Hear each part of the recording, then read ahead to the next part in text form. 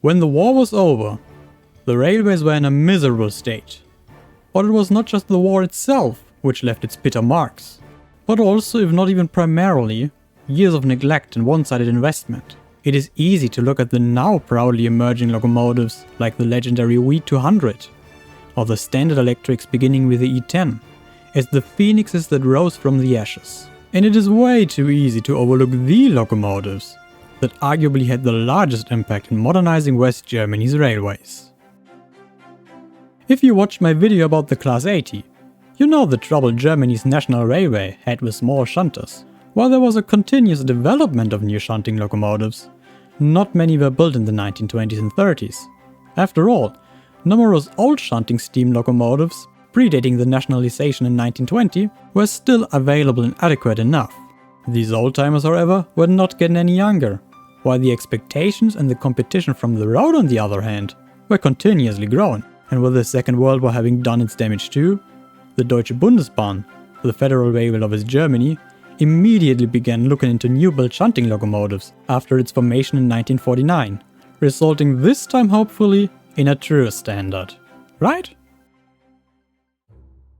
While initially the steam shunters of the classes 81 and 89.0 from 1928 and 1934 respectively were considered for further construction, the decision was soon made against steam traction. While the Deutsche Bundesbahn still deemed it inevitable to develop a new steam locomotive for heavy shunting services, the Class 82, for a small shunter, the advantages of a diesel locomotive clearly outweighed the concerns.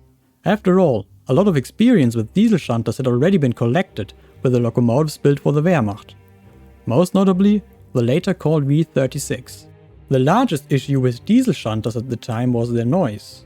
While steam locomotives working on the light loads are fairly quiet, the early diesel engines were anything else but quiet, making it difficult to communicate via acoustic signs, a common practice for shunting. A suitable engine, however, was found nonetheless, with the 12-cylinder GTO6 engines built by Maybach. These were a further development of the GO6 engines, which had already been used with diesel rail cars before the war, most notably the Fliegende Hamburger. For their power output, which were throttled at 650 horsepower, they were fairly compact, allowing for low bonnets to be used, resulting into the new shunter having excellent visibility for the driver in comparison to steam or older diesel shunters. To keep their noise at bay, the engines were encased in heavy sheets of noise-insulating material.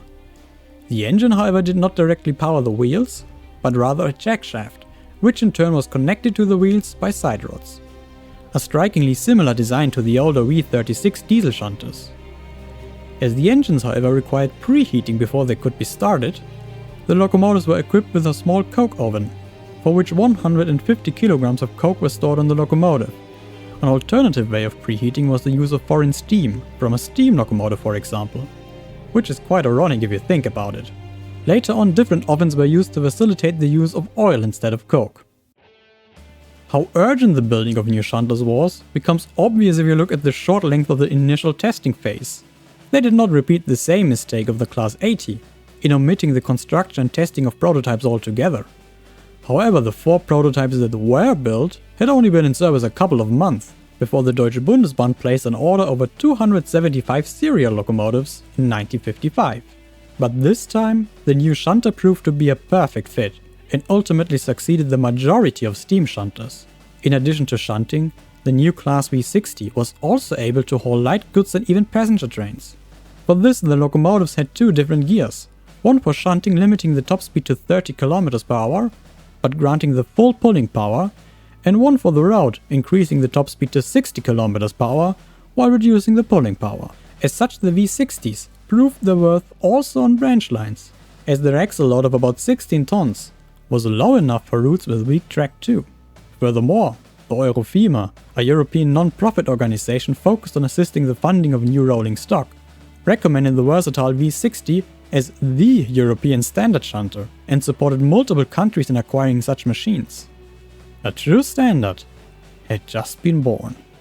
In total, more than 940 examples of the Class V60 were built until 1963 for the Deutsche Bundesbahn alone.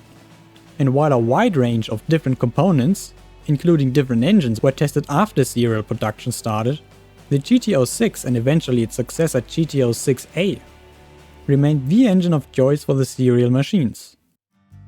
However, the serial locomotives were not all identical, with the most important difference actually not even being visible from the outside. While the majority of the new shunters had a working weight of 48.3 tons, and therefore an axle load of roughly 16 tons, about a third of all examples built were equipped with stronger frames adding 5.1 additional tons to the total weight, bringing up the axle load to almost 18 tons, reducing route availability but increasing traction. A further 6 tons of ballast could be added on top of that, if heavy shunting duties required it. But not only were the strengthened frames not visible from the outside, the heavier machines could also not be distinguished from the lighter ones by the running number, as both types were treated as the same locomotive when allocating numbers. It was only in 1968, with the introduction of the computer-friendly UIC numbers, that both types were separated. The light V60 machines now became the class 260, with the heavier ones being classified as 261. The locomotives were initially painted in purple-red with sand-yellow lining. The wheels were painted carmine red, similar to steam locomotives. Unlike steam locomotives, however, the wheel tires remained bare metal and the frame was painted in black-grey.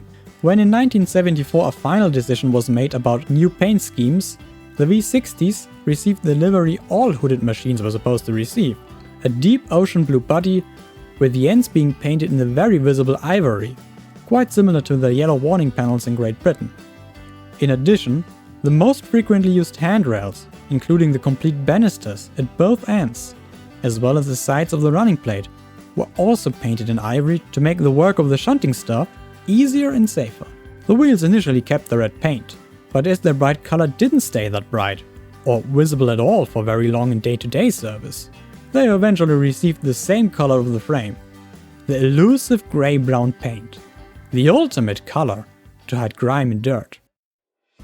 When in 1986, yet another new paint scheme was introduced, which replaced the ocean blue with the quickly fading orient red and the ivory with traffic white, a notable change in the V60's career took place soon after. Already in 1956, the V60s were allowed to be only operated by a single person. Of course, for shunting, a second person was still necessary, either on the ground or on the leading wagon of a pushed wagon group. And in 1987, the V60 was ultimately rated as a rail tractor, opposed to a proper locomotive. Because of this, operators of the V60s didn't need to be fully trained locomotive drivers anymore. A shorter and simpler apprenticeship was sufficient. Because of this legal change, also the class numbers changed, and the light and heavy machines became the class 360 and 361 respectively. My model in Orient Red already features the new logo introduced in 1994 with the formation of the Deutsche Bahn AG. In difference to changing numbers and logos, however, which were usually applied fairly quickly, repaints were carried out much more slowly. This is why even the paint scheme before, Ocean Blue, could still be seen with the modern logo for many years. And this model carries yet another classification. The number 364, or 365 for the heavier machines, indicates a locomotive equipped with the ability to be remotely controlled. This made the second person for shunting redundant, as the driver no longer had to be in the cab or on the locomotive at all to control it. Finally, in the late 1990s, despite their longevity, the old Maybach engines were in need for replacement. Therefore, the Deutsche Bahn began to replace them with new 12-cylinder engines made by Caterpillar as part of the modernizing scheme for the V60s, resulting into the final class numbers 362 and 363 for light and heavy types respectively. For these it was no longer necessary to differentiate between conventional and remotely controlled locomotives, as only the later ones were overhauled with new engines, with the conventional ones being destined for withdrawal and as such disappeared in the early 2000s. Typically these overhauled machines would sport the 1996 introduced paint scheme of traffic red with traffic white highlights and a jet black frame, and some of them are still around like this today. Intriguingly, most of them without any logo on the cab sides. Different logos reading DB Cargo or Railion, however, have appeared over the years. You see, when in the 1970s available shunting work began to decline, the surplus locomotives of the V60 class initially found work in other niches, where small locomotives were required.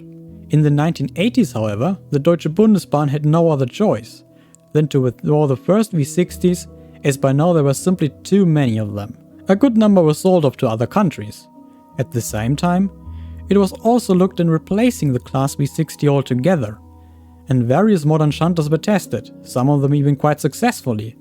An order for new shunting locomotives, however, was never placed. After all, the V60s were still adequate for their job, and due to their hard-wearing construction, still in good working condition. And as the demand for them was continuously decreasing anyway, one could be very picky about choosing only the best examples for continued service, while withdrawing the others. The following overhaul and engine replacements for remotely controlled locomotives ultimately made them fit for many more years to come. While their numbers inevitably decreased dramatically over the years, and even some new shunting locomotives started to appear after all, they are still proving their worth in their occupied niches, with one of them claiming the title of the oldest locomotive of the Deutsche Bundesbahn still in active service. And they might continue to do so for many more years yet to come. Furthermore, a good number of them found a new home at private railway companies, resulting into a whole rainbow of different liveries.